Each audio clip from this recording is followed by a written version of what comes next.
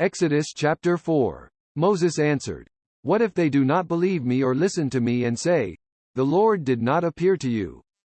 Then the Lord said to him, "What is that in your hand?" "A staff," he replied.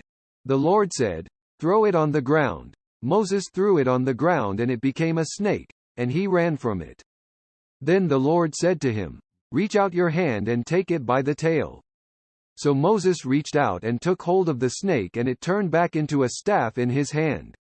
"This," said the Lord, "is so that they may believe that the Lord, the God of their fathers, the God of Abraham, the God of Isaac and the God of Jacob, has appeared to you."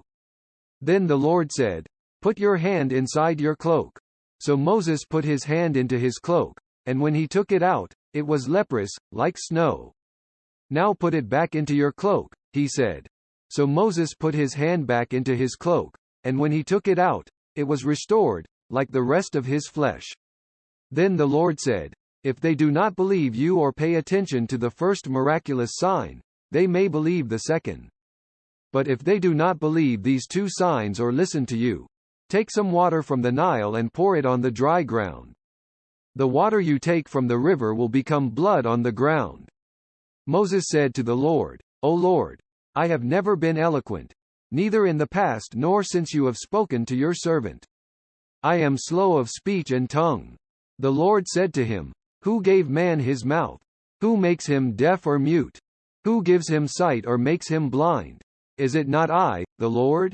Now go, I will help you speak and will teach you what to say." But Moses said, "O Lord, please send someone else to do it." Then the Lord's anger burned against Moses and he said, "What about your brother, Aaron the Levite? I know he can speak well. He is already on his way to meet you, and his heart will be glad when he sees you. You shall speak to him and put words in his mouth. I will help both of you speak and will teach you what to do. He will speak to the people for you, and it will be as if he were your mouth and as if you were God to him. But take this staff in your hand so you can perform miraculous signs with it." Then Moses went back to Jethro his father-in-law and said to him, "Let me go back to my own people in Egypt to see if any of them are still alive." Jethro said, "Go, and I wish you well." Now the Lord had said to Moses in Midian, "Go back to Egypt, for all the men who wanted to kill you are dead."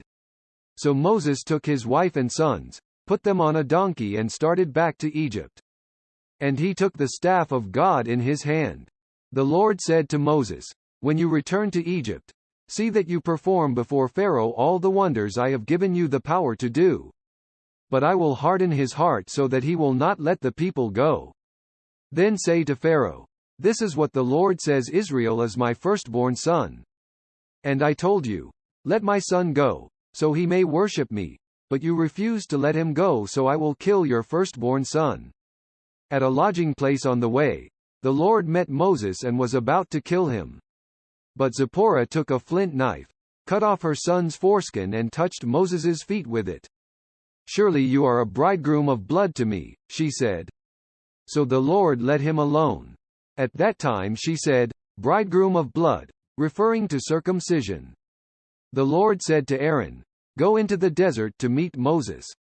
So he met Moses at the mountain of God and kissed him. Then Moses told Aaron everything the Lord had sent him to say, and also about all the miraculous signs he had commanded him to perform. Moses and Aaron brought together all the elders of the Israelites. And Aaron told them everything the Lord had said to Moses. He also performed the signs before the people. And they believed. And when they heard that the Lord was concerned about them and had seen their misery, they bowed down and worshipped.